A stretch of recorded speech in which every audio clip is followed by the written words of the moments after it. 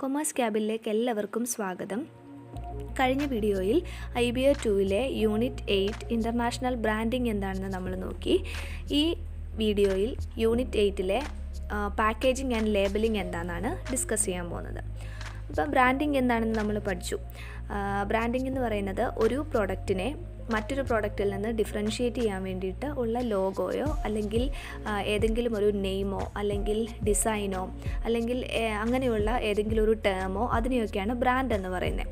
അപ്പോൾ ഈ ഒരു ചാപ്റ്ററിൽ നമ്മൾ പഠിക്കാൻ പോകുന്നത് പാക്കേജിംഗ് ആൻഡ് ലേബലിങ്ങിനെ കുറിച്ചാണ്. മോഡേൺ മാർക്കറ്റിങ്ങിൽ പാക്കേജിങ് ഒരു സിഗ്നിഫിക്കൻറ്റ് റോൾ പ്ലേ ചെയ്യുന്നൊരു കാര്യമാണ്. ഇത് ഒരു പ്രോഡക്റ്റ് വാങ്ങണോ വേണ്ടായോ എന്നൊക്കെ ഡിസൈഡ് ചെയ്യാൻ കൺസ്യൂമറിനെ സഹായിക്കുന്ന ഒരു ഘടകമാണ് പാക്കേജിംഗ് എന്ന് പറയുന്നത്.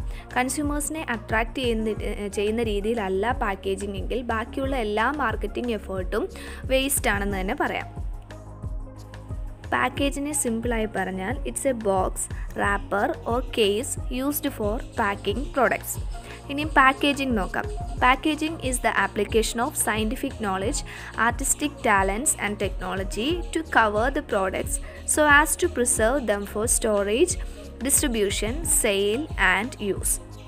ഒരു പ്രോഡക്റ്റിനെ സേഫായി കൺസ്യൂമറിലേക്ക് അല്ലെങ്കിൽ കസ്റ്റമേഴ്സിലേക്ക് എത്തിക്കാൻ അതിനെ ആർട്ടിസ്റ്റിക്കായി അല്ലെങ്കിൽ വളരെ സയൻറ്റിഫിക്കായി കവർ ചെയ്യുന്നതിനെയാണ് പാക്കേജിംഗ് എന്ന് പറയുന്നത്. പാക്കേജിംഗ് ആൻഡ് പാക്കിംഗ് ഇത് രണ്ടും ഡിഫറെൻ്റ് ആണ്.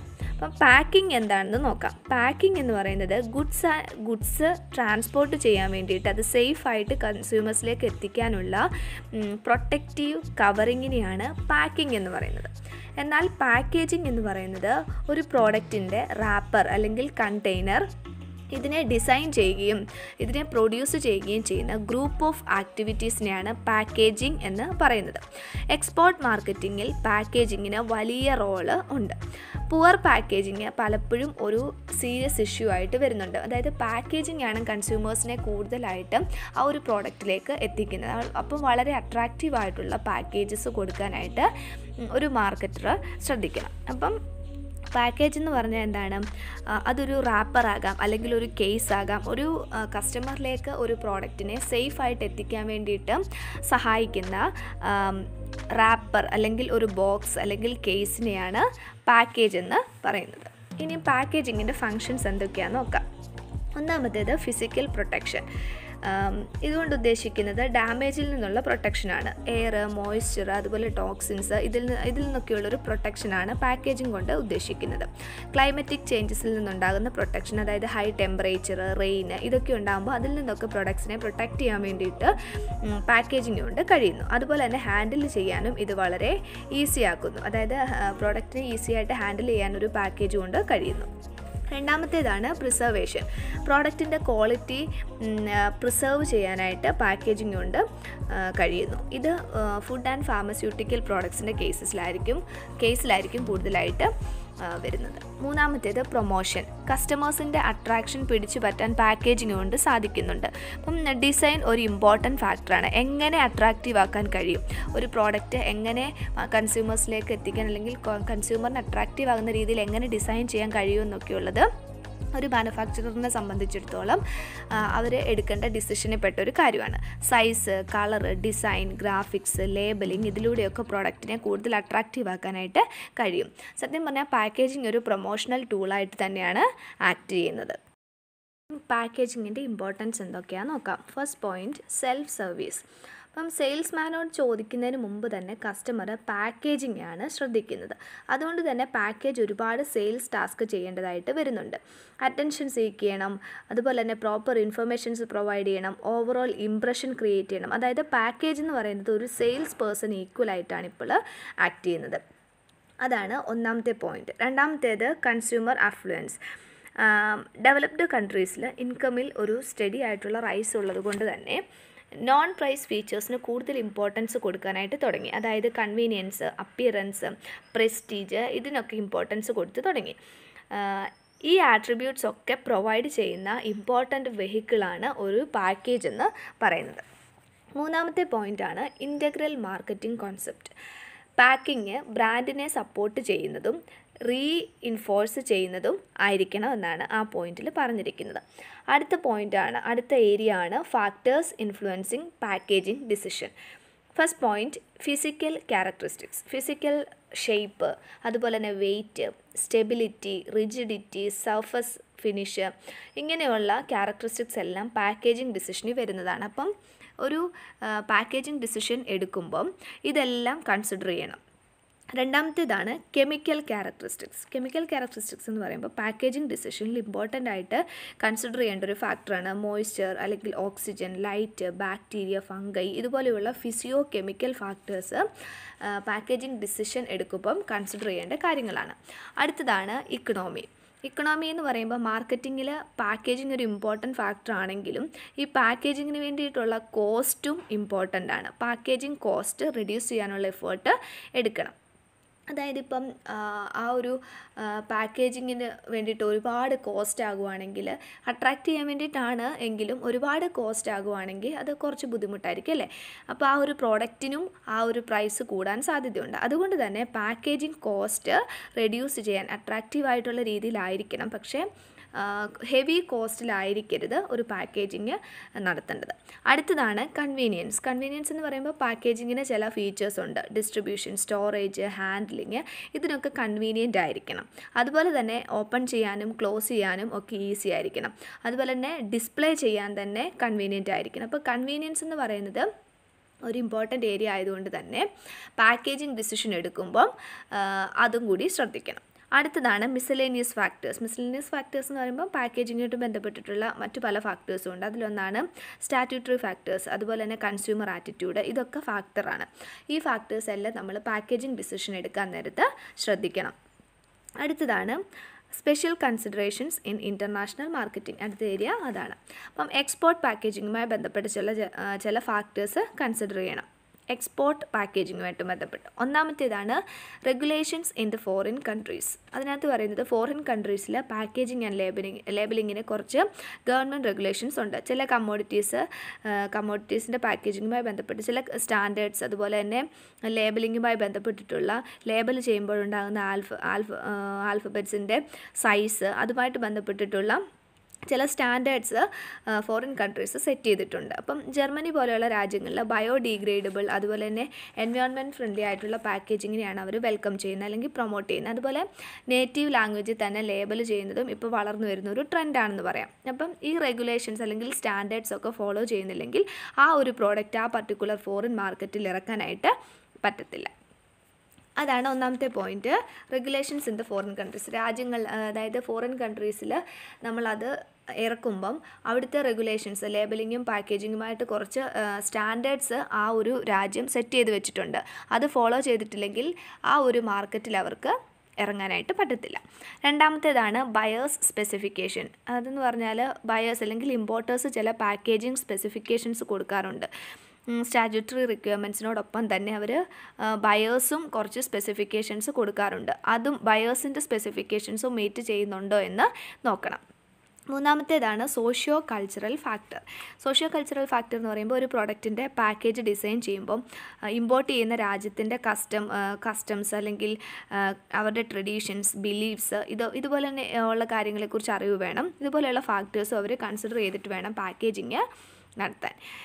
നാലാമത്തേത് റീറ്റെയിലിംഗ് ക്യാരക്ടറിസ്റ്റിക്സ് എന്ന് പറഞ്ഞാൽ പാക്കേജിംഗ് ഡിസിഷനിൽ മറ്റൊരു പ്രധാനപ്പെട്ട കാര്യമാണ് റീറ്റെയിൽ ഔട്ട്ലെറ്റ്സിൻ്റെ നേച്ചർ. ഇപ്പോൾ ചില ഫോറിൻ മാർക്കറ്റിൽ സൂപ്പർ മാർക്കറ്റ്സും അല്ലെങ്കിൽ ഡിസ്കൗണ്ട് ഹൗസും ഒക്കെ ഒരുപാട് സ്പ്രെഡ് ചെയ്തതിൻ്റെ ഫലമായിട്ട് സെൽഫ് സർവീസ് ബേസിസിൽ ഒരുപാട് പ്രോഡക്ട്സ് വിറ്റുപോയിട്ടുണ്ട്. അപ്പം പാക്കേജസ് ഒരു പരിധി വരെ സെയിൽസ് ടാസ്കും പെർഫോം ചെയ്യുന്നുണ്ടെന്ന് പറയാം.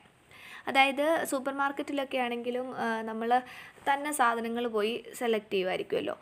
അപ്പം കസ്റ്റമർ എന്ത് ചെയ്യും, പാക്കേജ് കണ്ടിട്ടായിരിക്കും ഓരോ പ്രോഡക്റ്റ് സെലക്ട് ചെയ്യുന്നത്. അപ്പം പാക്കേജിംഗ് എന്ന് പറയുന്നത് ഒരു സെയിൽസ് പേഴ്സൻ്റെ ടാസ്കുകൾ പ്ലേ ചെയ്യുന്ന ഒരു കാര്യമാണ്. അപ്പം സെയിൽസ് ടാസ്കും പെർഫോം ചെയ്യുന്നതായിരിക്കണം പാക്കേജിങ്. അപ്പം അറ്റൻഷൻ സീക്കിംഗ് ആയിരിക്കണം, പ്രോഡക്റ്റിനെ പറ്റിയുള്ള ഇൻഫർമേഷൻ ആ പാക്കേജിൽ പ്രൊവൈഡ് ചെയ്യണം. ഇതെല്ലാം ഒരു പാക്കേജ് പ്രൊവൈഡ് ചെയ്യേണ്ട ഫീച്ചേഴ്സാണ്. രണ്ടാമത്തേത് അഞ്ചാമത്തേത് എൻവയോൺമെൻറ്റൽ ഫാക്ടേഴ്സ്. എൻവയോൺമെൻറ്റൽ ഫാക്ടേഴ്സ് എന്ന് പറയുമ്പോൾ എന്താ, വെതർ അല്ലെങ്കിൽ ക്ലൈമറ്റിക് കണ്ടീഷൻസ് പാക്കേജിംഗ് ഡിസിഷനെ ഇൻഫ്ലുവൻസ് ചെയ്യുന്ന ഫാക്ടറാണ്. പ്രോഡക്റ്റ് ഒറിജിനേറ്റ് ചെയ്യുന്ന പ്ലേസ് മുതൽ ഇത് മാർക്കറ്റ് ചെയ്യുന്ന സ്ഥലം വരെ കൺസിഡർ ചെയ്തിട്ട് വേണം ഒരു പാക്കേജിംഗ് ഡിസിഷൻ എടുക്കാൻ നേരത്ത് ചെയ്യാൻ. അപ്പം ട്രാൻസ്പോർട്ടിങ്ങിനും സ്റ്റാക്കിങ്ങിനും സ്റ്റോറിങ്ങിനും ഒക്കെ ഈസി ആയിട്ട് കഴിയണം. എൻവയോൺമെൻറ്റ് ഫ്രണ്ട്ലി പാക്കേജസിനാണ് ഓൾ ഓവർ ദ വേൾഡ് ഇപ്പോൾ അക്സെപ്റ്റൻസ് ഉള്ളത്. അതൊക്കെ ശ്രദ്ധിച്ച് വേണം എക്സ്പോർട്ട് മാർക്കറ്റിൽ എക്സ്പോർട്ട് പാക്കേജിംഗ് ഡിസിഷൻ നടത്താൻ നേരത്ത് ശ്രദ്ധിക്കേണ്ട കാര്യങ്ങളാണ് ഇതൊക്കെ. അടുത്തതാണ് ഡിസ്പോസിബിലിറ്റി. അപ്പം അതെന്ന് പറഞ്ഞാൽ പാക്കേജസ് ഡിസ്പോസ് ചെയ്യുന്നതിനും കുറച്ച് അറ്റൻഷൻ കൊടുക്കണം. അതായത് ഈസിലി ഡിസ്പോസ് ചെയ്യാൻ അല്ലെങ്കിൽ റീസൈക്കിൾ ചെയ്യാനോ കഴിയുന്ന രീതിയിലായിരിക്കണം പാക്കേജിംഗ് നടത്തേണ്ടത്. അപ്പോൾ പാക്കേജിംഗ് മെറ്റീരിയൽസിൻ്റെ ഡിസ്പോസൽ പല രാജ്യങ്ങളിലും പല എൻവയോൺമെൻറ്റൽ ഇഷ്യൂസ് ഉണ്ടാക്കുന്നുള്ളത് കൊണ്ട് തന്നെ റീയൂസബിൾ പാക്കേജസ് ആയിരിക്കണം മാർക്കറ്റിൽ വരേണ്ടത്. അല്ലെങ്കിൽ ഈസിലി ഡിസ്പോസ് ചെയ്യാൻ കഴിയുന്ന പാക്കേജസ് ആയിരിക്കണം നമ്മൾ ഇറക്കേണ്ടത്.